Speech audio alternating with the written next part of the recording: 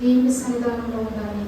ఏ ఒక్కరైనప్పటికీ కూడా, చిన్నవారైనా పెద్దవారైనా, దేవుని మందిరంలో నీవు ఉన్నావంటే దేవుని వాక్యాన్ని భయముతోనూ శ్రద్ధతోనూ విని దాన్ని బట్టి ప్రార్థన చేసి దానిని బట్టి ప్రతి దినము కూడా అనుసరించే వారి ఉండాలని.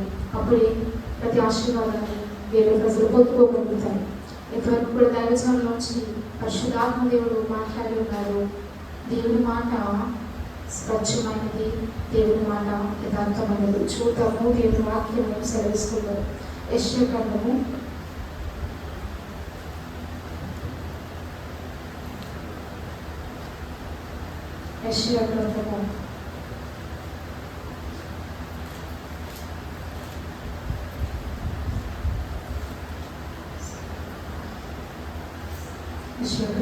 46వ అధ్యాయము. యెషయా గ్రంథము 46వ అధ్యాయము 10వ వచనము. నా ఆలోచన నిలిచినట్లు నా చిత్తమంతయు నెరవేర్చుకున్నదని చెప్పుకొనొచ్చు. ఆది నుండి నేనే కలగబో వాటిని తెలియచేస్తున్నాను. పూర్వకాలం నుండి నేనే ఇంకా జరగని వాటిని తెలియచేస్తున్నాను. చాలండి, దేవుని వాక్యాలు మనం చూస్తున్నాం. మరి పరిశుద్ధాత్మ దేవుని యొక్క అభిషేకము దైవజనులకు దేవుడు అనుగ్రహించాడు. మరి దేవుని పరిచర్య బలమైన రీతిలో కొనసాగించటకు దేవుడు అతి ఆధిక్యతను లేకపోతే కృపను మరి బిడ్డలమైన మాకు ఇచ్చి దేవుని పరిచర్యలో దేవుడు నడిపిస్తున్నాడు.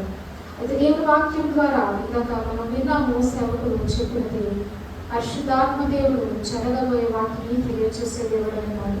యేసుక్రీస్తు ప్రభు నిన్న నేడు ఏకరీతిగా ఉన్నాడు. హల్లెలూయా, హల్లెలూయా. ఆయన నిన్న నేడు ఏకరీతిగా ఉన్న దేవుడు. ఈ లోపల మనం చూసినట్లయితే అనేక మంది ఆశ్రయించే వాటిని మనం కళ్ళతో చూస్తుంటాం, వింటూ ఉంటాం. కానీ నీవు నేను ఆరాధించే యేసుక్రీస్తు ప్రభు అటువాడు కాదు. ఆయన సజీవుడు. నీవు కన్నీటితో మొరపెడితే నీ ప్రార్థనకు నేరుగా నీకు సమాధానం ఇచ్చే దేవుడు. హల్లెలూయా, హల్లెలూయా. కానీ ఈ లోకంలో ఉన్న ప్రజలైతే ఇక సత్యాన్ని గ్రహించలేక, ఇక మర్మాన్ని తెలుసుకోలేని వారుగా వ్యర్థమైన వాటిని అనుసరిస్తూ లోకంలో జీవిస్తున్నారు. వ్యర్థమైన దాని తప్పు తిరుగుతూ జీవాధిపతి అయిన దేవుడిని విసర్జించే స్థితిలో ఈ లోకంలో ఉన్న ప్రజలు బ్రతుకుతున్నారు. అది మనము కనులారా చూస్తూ ఉన్నాము. దేవుని సంగమా, ఇంకా దేవుని సేవకులు వచ్చి దేవుడు మాట్లాడిన మాట మరొకసారి పరిశుద్ధాత్మ దేవుడు జ్ఞాపకం చేస్తున్నాడు.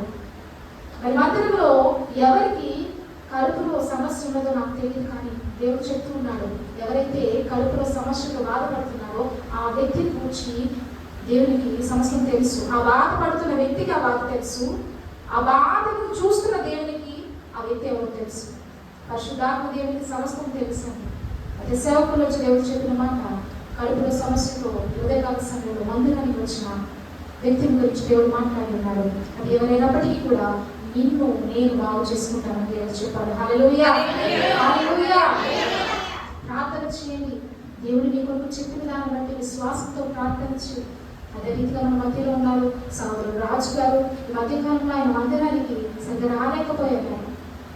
అనేక మార్లు ఫోన్లో ప్రార్థన చేయడానికి ప్రయత్నం చేసినప్పటికీ కూడా ఆయన ఫోన్లో బ్యాలెన్స్ లేకపోవడం చేత ఫోన్ కనెక్ట్ అయ్యేది కాదు. కానీ నిన్నటి దినాన మరి అందరికీ ప్రార్థన చేసే అలవాటు ఉన్న రీతిగా మరి ఆ సహోదరికి కూడా ఫోన్ చేసి పాస్టర్ గారి ప్రార్థన చేస్తున్న సమయంలో ఫోన్ కనెక్ట్ అయింది, మాట్లాడారు. బాబు చాలా కాలంగా మందిరానికి రాలేదు అని అంటే, అయ్యా నాకు నేను పని చేస్తున్న చోట అవకాశం కుదరటం లేదంటే సహోదరు చెప్పినప్పుడు అంత మాత్రం మంచిది కాదు. ఈ కుటుంబానికి నీకు దీవెనిచ్చే యేసుక్రీస్తు ప్రభు కనుక మందిరానికి తప్పక రావాలి. మందిరంలో ఉన్నప్పుడే నీ ప్రతి పరిస్థితి మారుతుందని విన్నామా దైవ సేవకులు మాట్లాడిన నేను వస్తాను అని చెప్పి ఆ సహోదరుడు చెప్పడం జరిగింది. ఉదయకాల సమయంలో దేవుని మందిరానికి వచ్చిన ఆ సహోదరుల గురించి పరిశుద్ధాత్మ దేవుడు సేవకులు మాట్లాడని ప్రతి ఒక్కరు విన్నాము. ఆయన బలహీనత ఆయనకు తెలుసు. ఆ బలహీనత నుంచి నేను స్వస్థత ఇస్తాను. మునుపటి దినాలలో వ్యక్తి రీతిగా ఆరోగ్యాన్ని కలిగి ఉన్నావో, మునుపటి దినాలలో ఇటు పనులు చేసుకుంటూ ఉన్నావో అదే శక్తి నీ శరీరానికి నేను ఇస్తాను, నీ చేతిని కాలిని నేను కొడతానని దేవుడు చెప్పినాడు. హల్లెలూయా, హల్లెలూయా.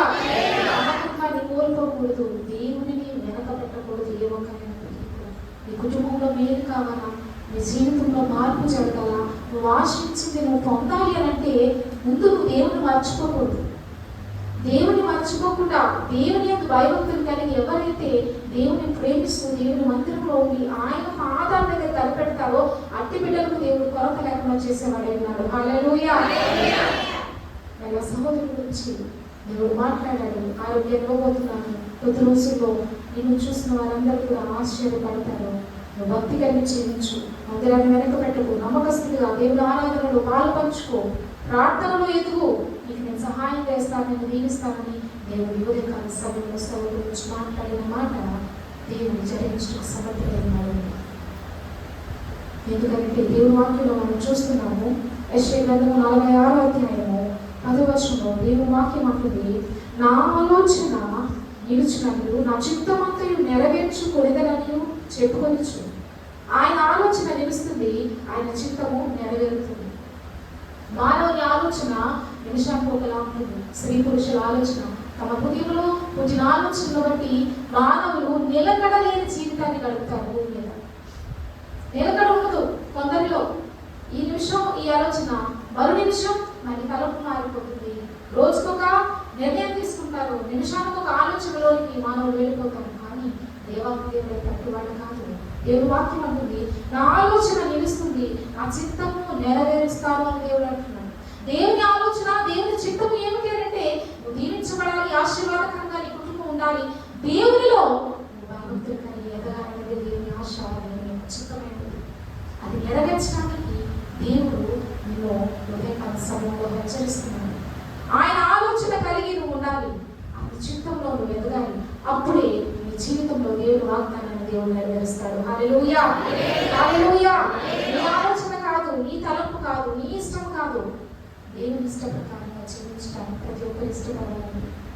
మానవులు భూమి మీద అనుకుంటారు దేవుని ఇష్ట ప్రకారంగా నేను బ్రతకాలంటే చాలా కష్టం, దేవుని చెప్పింది పాటించాలంటే చాలా ఇబ్బందిగా ఉంటుంది, కాబట్టి నేను అతి రీతిగా జీవించలేను అని అనుకుంటారు. కానీ సమయము ఎంతకాలం వృధా చేస్తారు మానవులు, ఎంతకాలం దేవునికి దూరంగా బ్రతుకుతారు, ఎంతకాలం దేవుని మర్చిపోయి దేవుని గాయాలు విప్పివారు ఉంటారు.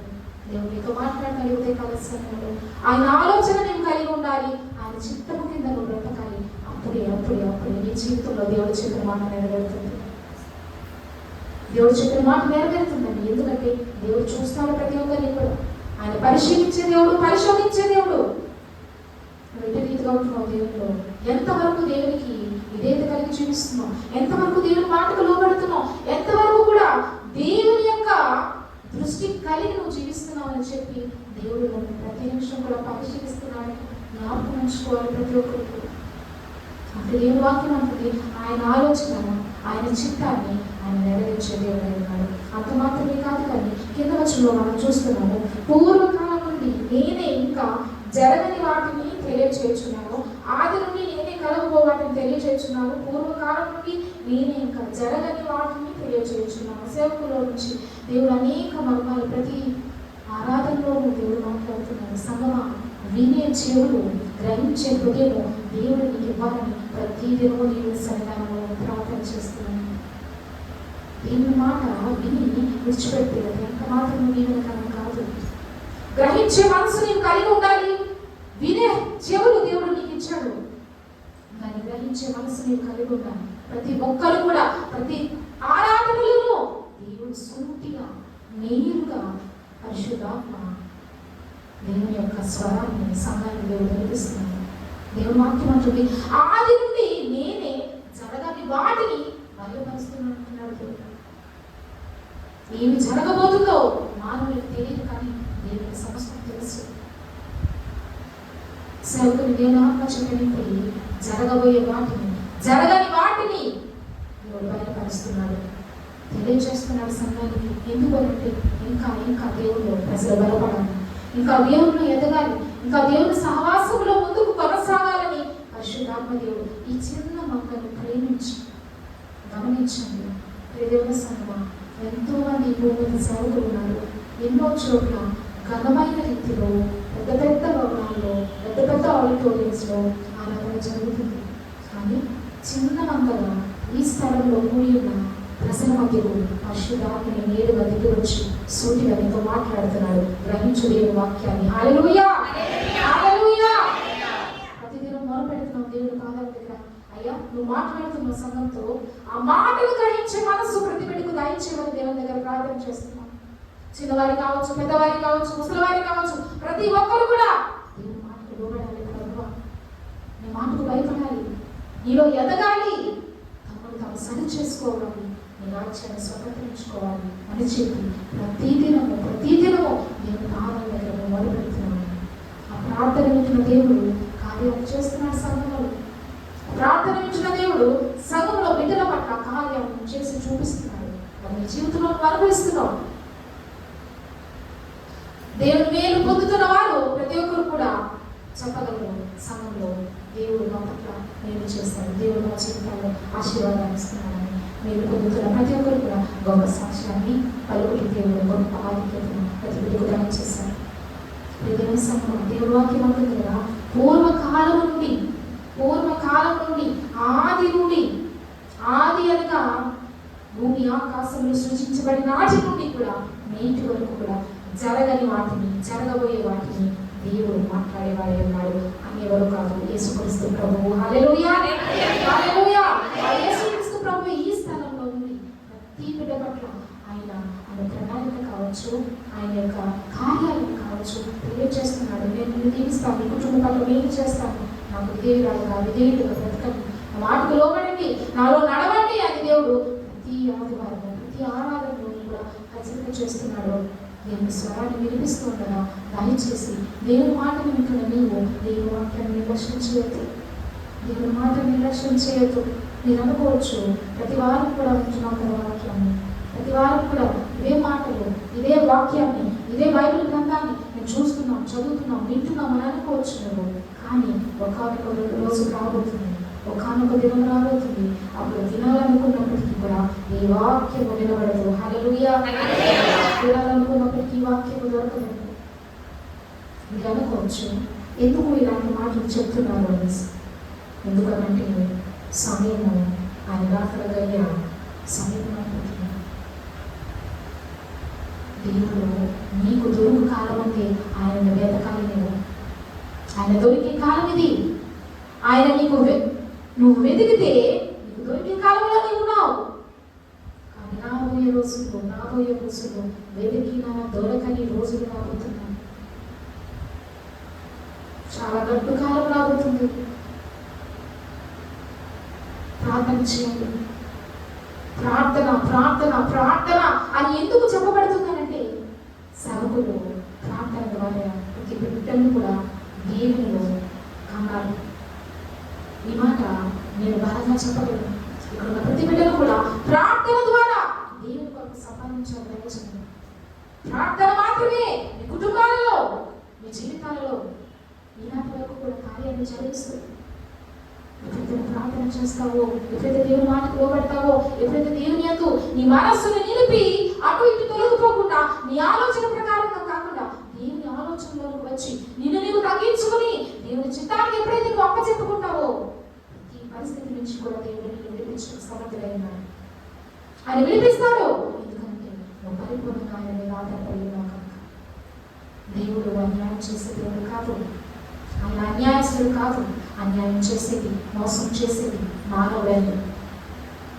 కానీ దేవుడు యేసుక్రీస్తు ప్రభువు వంటి వాడు కాదు. ఉదయకాల సమయంలో దేవుడు ఎందుకు ఈ మాట జ్ఞాపకం చేస్తున్నాడంటే, జరగబోయే వాటిని, జరగని వాటిని, ఇంకా అది ఎప్పుడు జరగబోతుందో, రాబోయే దినాల్లో ఏం సంభవించబోతుందో ముందుగానే పరిశుద్ధాత్మ దేవునికి సమస్తం తెలుసు కనుక సంఘానికి దేవుడు బయలుపరుస్తున్నాడు.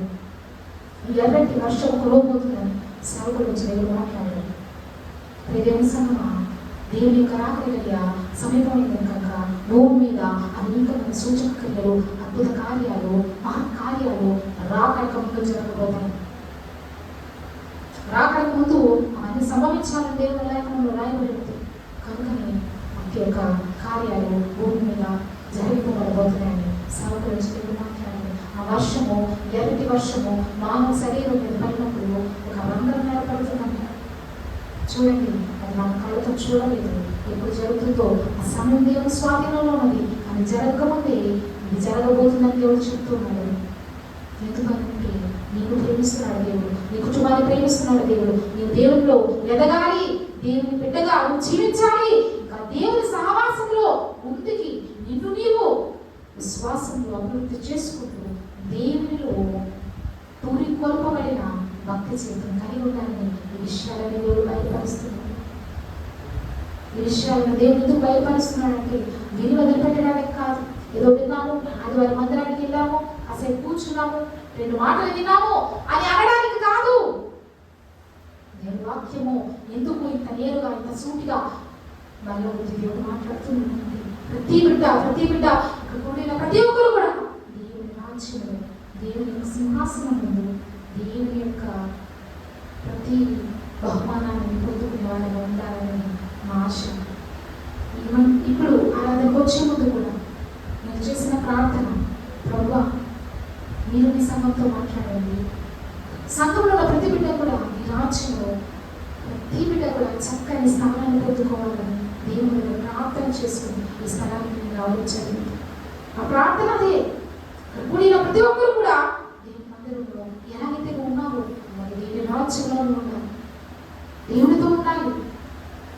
దేవుని రాజ్యాన్ని పొందుకోవాలి అంటే అది అంత సులువైన విషయం కాదండి. భూమి మీద దేవుడికి ఇచ్చిన సమయాన్ని వృధా చేయకుండా దేవునికి లోబడుతూ దేవుని యొక్క విధేయత కలిగి జీవిస్తూ దేవుని చిత్తానికి నిన్ను అప్పచెప్పుకుంటూ పాపానికి దూరంగా బ్రతుకుతూ పరిశుద్ధత కలిగి ఎప్పుడైతే నీవు ఉంటావో దేవుని రాజ్యంలో వారసురాలుగా నువ్వు జీవించడానికి దేవుడు అవకాశం ఇస్తాడు. హల్లెలూయా, హల్లెలూయా. వాక్యము యెషయా గ్రంథంలో ఏదైతే దేవుడు లిఖించాడో ముందుగా ఆ మాటను దేవుడు ఉదయకాల సమయంలో ప్రతి ఆరాధనలో కూడా సేవకులతో దేవుడు కలిగిస్తున్నాడు. జరగబోయే వాక్యం దేవుడు తెలియజేస్తున్నాడు. ప్రతి కుటుంబం కూడా దేవుని కరంగా ఉండాలి, ప్రతి వ్యక్తి కూడా ఆశీర్వదింపబడాలని దేవుడి దగ్గర మా ప్రార్థన. చూద్దాము కీర్తన గ్రంథంలో దేవుని వాక్యాన్ని 31వ కీర్తన 7వ వచనం. 31వ కీర్తన 7వ వచనం.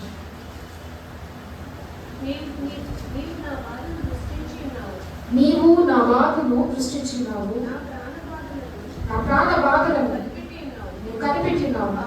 కావున నీ కృపను బట్టి నేను ఆనందభరితుడనై సంతోషించను. చాలండి. దేవుని వాక్యంలో మనం చూస్తున్నాం కీర్తన గ్రంథం 31వ అధ్యాయము 7వ వచనము. నీవు నా బాధను దృష్టించినావు, నా ప్రాణ బాధలను నీవు కనిపెట్టినావు. ఇక్కడ భక్తుడైన దావీదు అంటున్నాడు, ప్రభువా నా బాధను నీవు దృష్టించినావు అంటున్నాడు. ఉదయకాల సమయంలో స్త్రీ పురుషులలో ఎవరి హృదయంలో ఎట్టి ఆలోచన ఉన్నదో, ఎట్టి వేదన ఉన్నదో, ఎట్టి బాధ ఉన్నదో, ఎట్టి స్థితిలో నువ్వు మందిరానికి వచ్చావో నాకు తెలియదు, కానీ పరిశుద్ధాత్మ దేవునికి సమస్తం తెలుసు. ఎందుకంటే దేవుని వాక్యం అంటుంది ఆయన బాధను దృష్టించి చూసేది ఏమైనా నువ్వు హృదయంలో కలిగిన బాధ దేవునికి తెలుసు. ఏ సమస్యతో దేవుని మందిరానికి వచ్చి దేవుని దగ్గర ప్రార్థన చేస్తున్నావు, ఆ బాధ సమస్తము కూడా దేవునికి మరుగై లేదు, కానీ ఆయన ప్రేమగా చూస్తున్నాడు. ఆయన నీ వైపు ఎందుకు చూస్తూ ఆయన నిన్ను దృష్టిస్తున్నాడు అంటే నీకు సహాయం చేయాలని, నిన్ను ఆదరించాలని, నీ పరిస్థితిని మార్చాలని, ప్రతి విధముగా కూడా దేవునిలో వర్ధిల్లాలని దేవుడు నీ పట్ల దృష్టి నిలిపి చూస్తున్నాడు. హల్లెలూయా, హల్లెలూయా. దేవుని వాక్యంలో మనం వింటున్నాము, నీవు నా బాధను దృష్టించున్నావు, నా ప్రాణ బాధలను నీవు కనిపెట్టున్నావు. బాధ అంటున్నాడు, ప్రాణ బాధ అంటున్నాడు. కొన్ని సమయాల్లో ప్రాణము సొమసిల్లంత సమస్య మనము ఎదుర్కొంటూ ఉంటాం. ఇంకా బాధను బట్టి, ఆ సమస్యను బట్టి ప్రాణం సొమసిల్లిపోతుంది, శరీరం శక్తిని కోల్పోతుంది, మనసంతా దుఃఖంతో నిండిపోతుంది. దేవుడు అంటున్నాడు, అందుకని నీ ప్రాణ బాధ నేను కనిపెడుతున్నాను, నీ బాధను నేను దృష్టించి చూస్తాను అంటున్నాడు దేవుడు. నీ చుట్టూ ఉన్నవారు నేను పట్టించుకోకపోయినా పర్వాలేదు, కానీ పరమందున దేవుడు యేసుక్రీస్తు ప్రభు మాత్రము నిన్ను చూస్తున్నాడని జ్ఞాపకం చేసుకో. నీ బాధ ఆయనకు తెలుసు, నీ సమస్య ఆయనకు తెలుసు. నువ్వు ఏ స్థితిలో ఉండి దేవుడికి మొరపెడుతున్నావో ఆయన చూస్తున్నాడు, ఆయన కనిపెడుతున్నాడు, ఆయన సహాయం చేస్తానంటున్నాడు. హల్లెలూయా, హల్లెలూయా. ఎప్పుడు ఆయన వాక్యంలోకి వస్తాను. యెషయా గ్రంథము 48వ అధ్యాయము 8వ వచనం. యెషయా గ్రంథము 48వ అధ్యాయము 18. నీవు నా ఆజ్ఞలను ఆలకింపవలనని నేనెంతో కోరుచున్నాను. ఆలకించిన యెడల నీ క్షేమము నది వలెను, నీ నీతి సముద్ర తరంగం వలెను ఉండను. చాలండి. దేవుని వాక్యంలో మనం చూస్తున్నాం. నీ బాధను దేవుడు చూస్తున్నాడు. నీ ప్రాణ బాధ ఏంటో ఆయనకు తెలుసు. నేను సహాయం చేస్తానన్న పరిశుద్ధాత్మ దేవుడు ఉదయకాల సమయంలో నీ బాధను పోగొట్టడానికి ఆయన నీకు ఇస్తున్న వాగ్దానాన్ని దయచేసి దేవుని వాక్కు పైన నీ మనస్సు నుంచి, దేవుని వాక్కు పైన నీ మనస్సును ఏకాగ్రతను పెట్టి వినమని ప్రభు పేరిట మనం కోరుతున్నాను. అయితే నీవున్న స్థితిలో మార్పు చెందాలి, ప్రతి పరిస్థితి మారాలి అనంటే ఉదయకాల సమయంలో దేవుడు చెప్తున్నాడు, నీవు నా ఆజ్ఞలను ఆలకింపవాలని నేను ఎంతో కోరుతున్నాను. నువ్వు కలిగిన బాధ పోవాలి అనంటే దేవుని ఆజ్ఞ వినే బిడ్డగా, వినే కుమార్తెగా, వినే కుమారుడిగా నీవు ఉండాలి. హల్లెలూయా, హల్లెలూయా. దేవుని ఆజ్ఞ అంటే దేవుని మాట. దేవుని మాట విని దానికి లోబడి బిడ్డగా నువ్వు ఉండాలి. దాన్ని బట్టి జీవించే కుమారుడుగా, కుమార్తెగా నువ్వు ఉండాలి. దేవుడు నీతో అంటున్నాడు, ఎప్పుడైతే నువ్వు అటు రీతిగా దేవుని మాటకు లోబడతావు, దేవుని మాట నీకు విధేయత కలిగి ఉంటావు, దేవుని మాటను బట్టి ప్రతి దానిని దేవుని పాదముల దగ్గర పెట్టి నిన్ను నీవు సరి చేసుకుని లోకంలో ఉన్న వాటిని గురించి తలంపు కలిగి జీవించుకుంటావు. నా దేవుడు నాకు సహాయం చేస్తాడు, నా దేవుని మీద నేను ఆధారపడి బ్రతుకుతాను, నాకు పరలోకం నుండి సహాయము ఇచ్చే నా ప్రియ తండ్రి ఉన్నాడని చెప్పి ఎప్పుడైతే నువ్వు దేవుని మీద ఆధారపడతావు, నిరుత్సాహము, కన్నీరు, నా పరిస్థితి మారుతుందా లేదా అనే స్థితి నుండి దేవుడు నిన్ను ఎటువంటి మార్చివేస్తాడంటే సమృద్ధిలోనికి, అభివృద్ధిలోనికి దేవుడు తీసుకొచ్చేవాడైనాడు. హల్లెలూయా, హల్లెలూయా. అది ఎప్పుడు జరుగుతుంది? నీ బాధ పోవాలి, నీ సమస్య తీరాలి అంటే దేవుని వాక్యమే సమాధానం చెప్తుంది. నీవు దేవుని ఆజ్ఞకు లోబడాలి, దేవుని మాట ప్రకారం జీవించు. దేవుడు అంటున్నాడు, నాకు లోబడు, నన్ను ప్రేమించు, నన్ను అనుసరించు. నీ కుటుంబంలో పరిస్థితులు మార్పు చెందాలి అంటే సంవత్సరానికి ఎప్పుడో మందిరంలో ఒకసారి కనబడితే పరిస్థితులు ఏమి మారవండి, పరిస్థితులు ఏమి మారవు.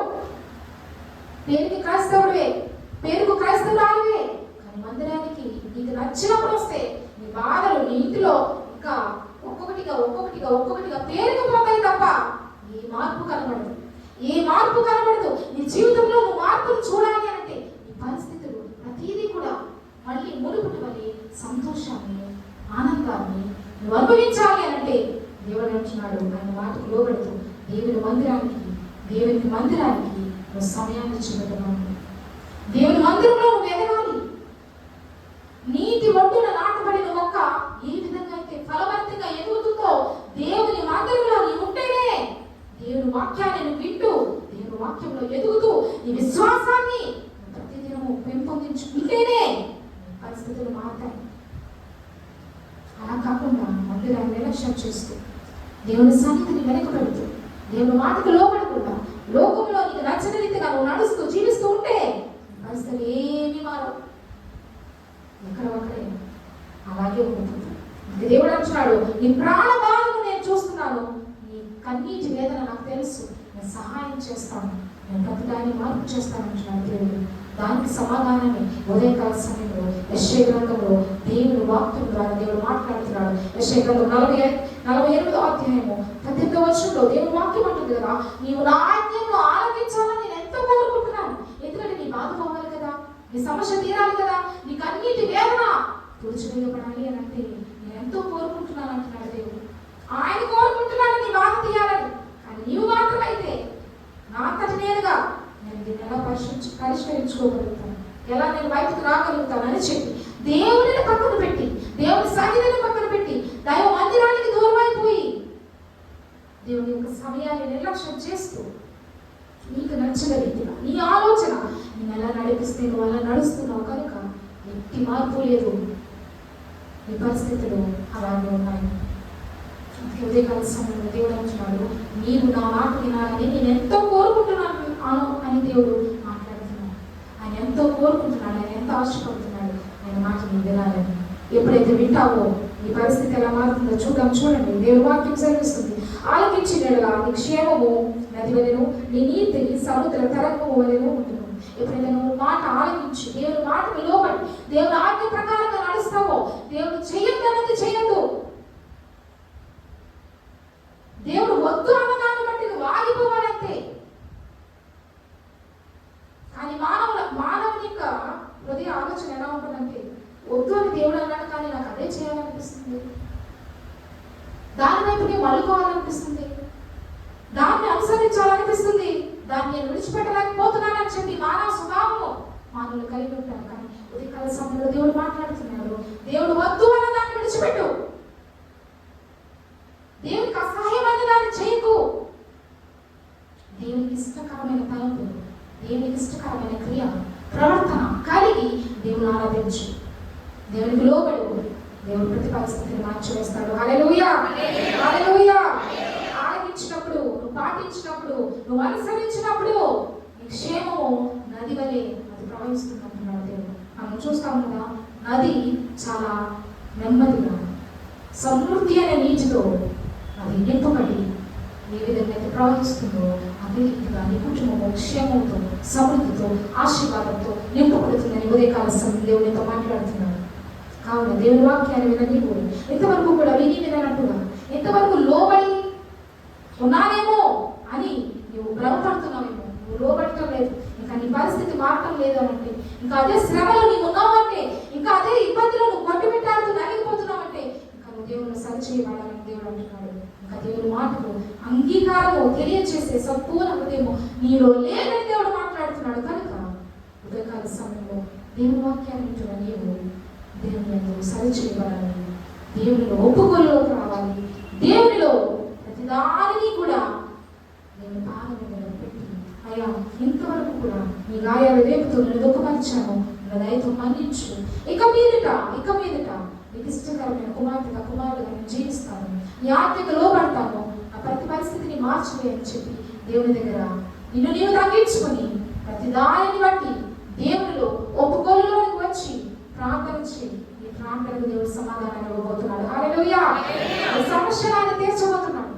ఎందుకంటే నీ తీర్మానమే, ఈ క్షణంలో నువ్వు చేసుకునే తీర్మానమే నీ కుటుంబాన్ని దీవెనకరంగా నడిపించబోతుంది.